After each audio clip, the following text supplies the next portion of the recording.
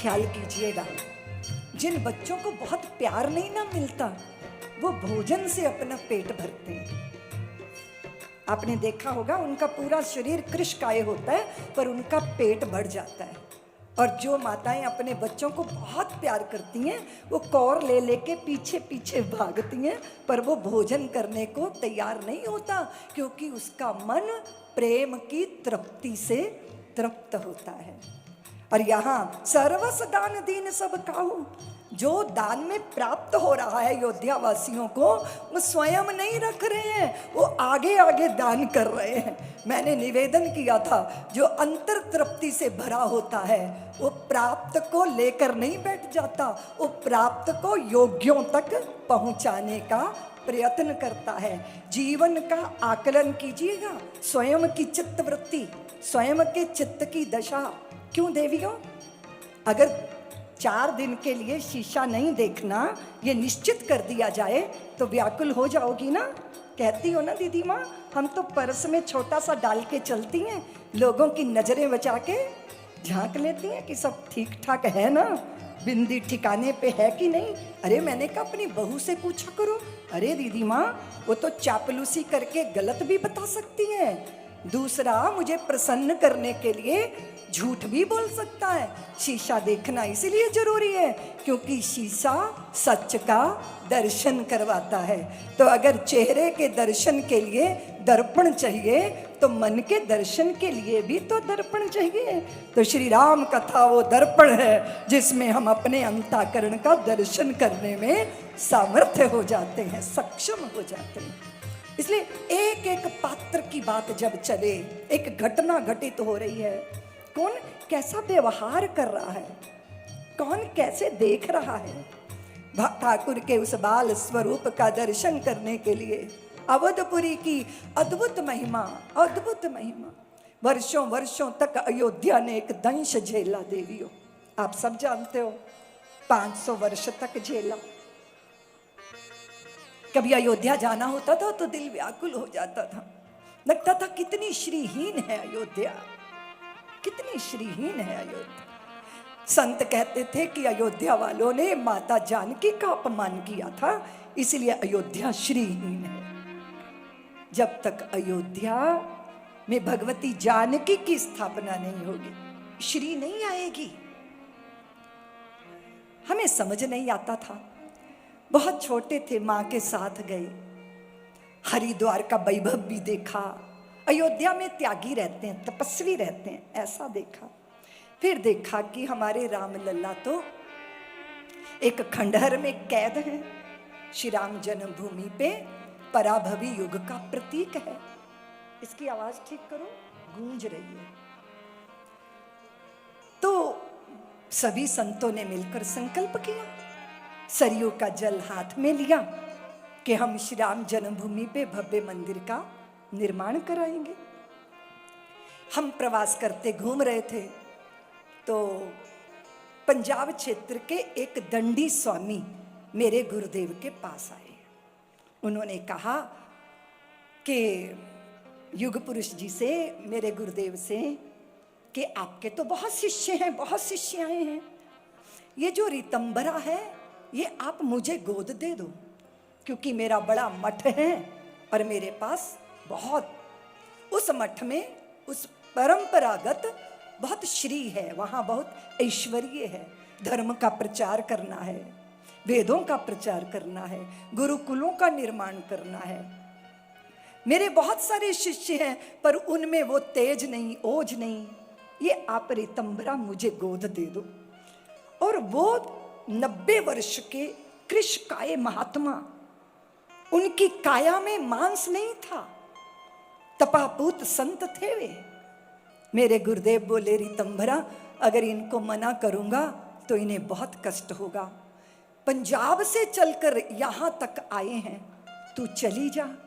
मैंने कहा गुरुदेव आपकी बहुत शिष्य हैं पर मैं ही फालतू हूं, मुझको क्यों दे दोगे आप, और मुझे उनके प्रति आदर है पर मुझे उनके प्रति श्रद्धा नहीं है। गुरुदेव को उन्होंने कहा मुझे श्रद्धा नहीं चाहिए, आदर से ही मैं गुजारा कर लूंगा, पर इसको मेरे साथ भेज दो। अब भाई हम तो ऐसे विदा हुए जैसे लड़की ससुराल जाते समय रोती है। यहाँ साध्वी साक्षी चेतना जी बैठी हैं, तो गुरुदेव ने कहा तुम ऋतंभरा के साथ चले जाओ। अभी आप देखो, वो इतने स्वयं पाकी महात्मा थे, कभी उन्होंने किसी बाहर किसी जगह भोजन नहीं किया था, पर उनको मेरी फिक्र, रास्ते में गाड़ी रुकवा के भोजन की व्यवस्था करवा के हमें वहां ले गए। उन्होंने पूरा समाज सजा रखा था। रात्रि को क्या हुआ, हमारे लिए मटका सिल्क के भगवे वस्त्र आ गए। तो हमने कहा हमारे लिए वस्त्र क्यों आ गए, हमारे पास तो वस्त्र हैं। तो पता चला कि अगले दिन हमारी सन्यास की दीक्षा होगी। तो मैंने कहा कि हम तो सन्यासी हैं, हम तो अपने गुरुदेव से दीक्षित हैं। उन्होंने कहा नहीं, इस मठ के मुखिया बनना है तो दोबारा से सन्यास लेना होगा। तो उन्होंने मुझे रात्रि को आए वो महात्मा, बोले तुम कहती हो राम जन्मभूमि के लिए मैं समर्पित हूँ, सरयू का जल लेके हाथ में कसम खाई है, वो तो कल्पना है जिसके लिए तुम समर्पित हो, पर ये साकार है और ये सब हम तुमको सौंप रहे हैं, और इसीलिए कल सन्यास के लिए राजी हो जाओ। सारी रात नहीं, आधी रात हम तड़पते रहे जल बिना मछली की तरह। फिर हमने साक्षी से कहा कि एक ही रास्ता है, चुपचाप दरवाजे का सांकल तोड़ो और यहाँ से भाग जाओ। रात के 12:30 बजे हमने वो दरवाजे की सांकल वांकल उखाड़ी, और वहाँ जैसे ही हम बाहर निकले तो एक रिक्शे वाला खड़ा, और वो शराब के नशे में धुत।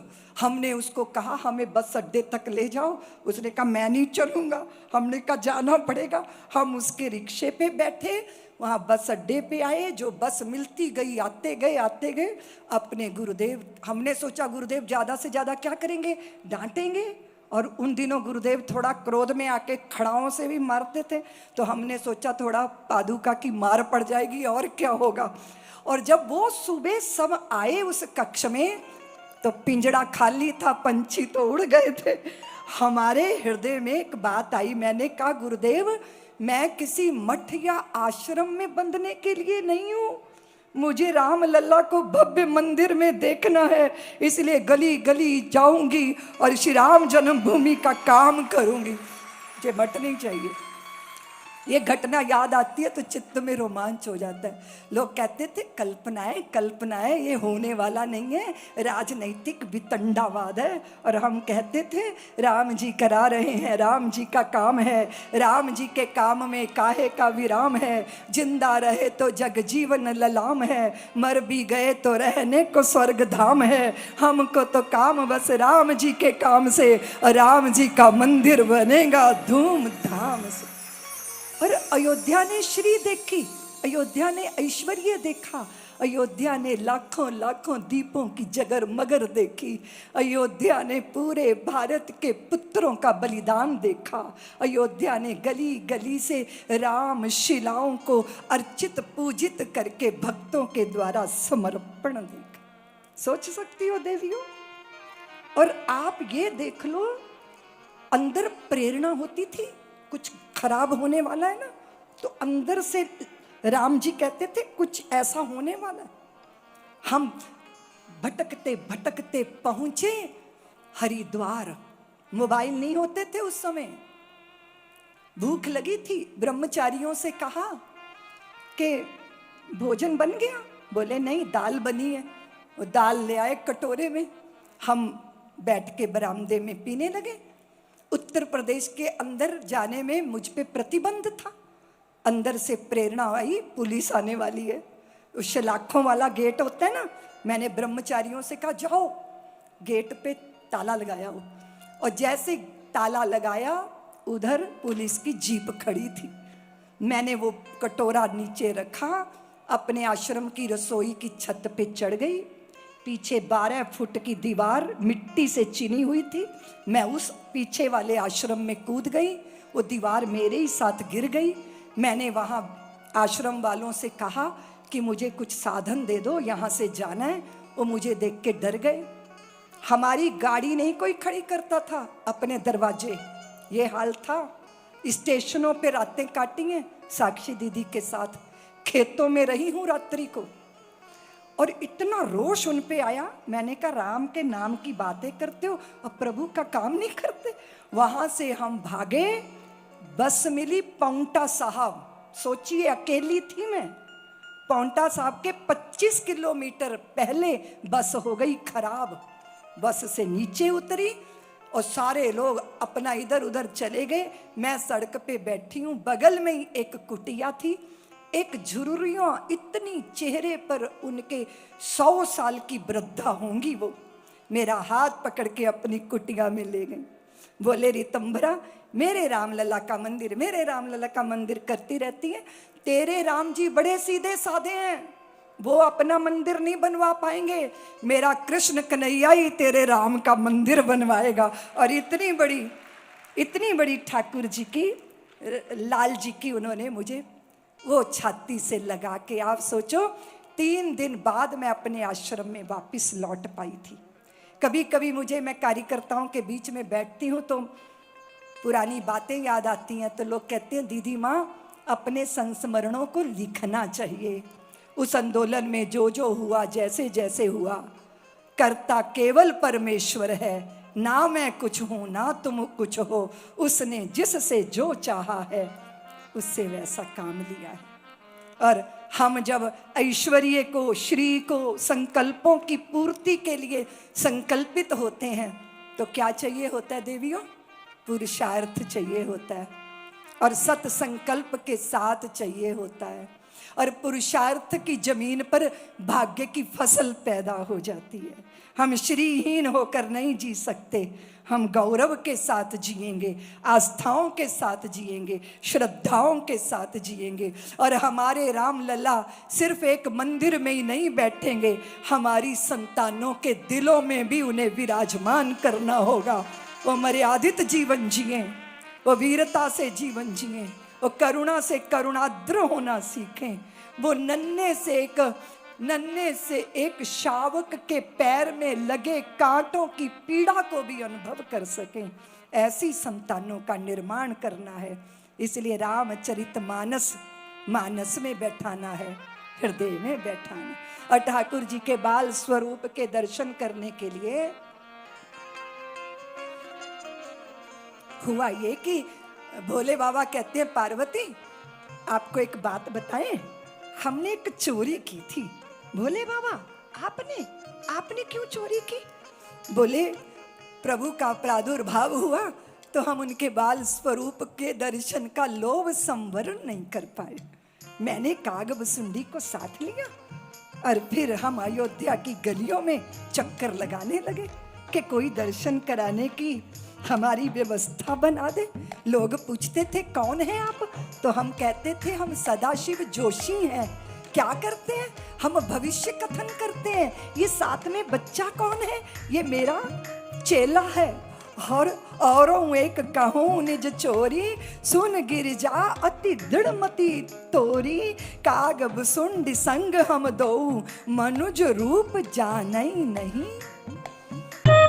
सब्सक्राइब करें साध्वी ऋतंभरा जी के YouTube चैनल को और हमारे वीडियोस को सबसे पहले देखने के लिए बेल आइकन को दबाना ना भूलें।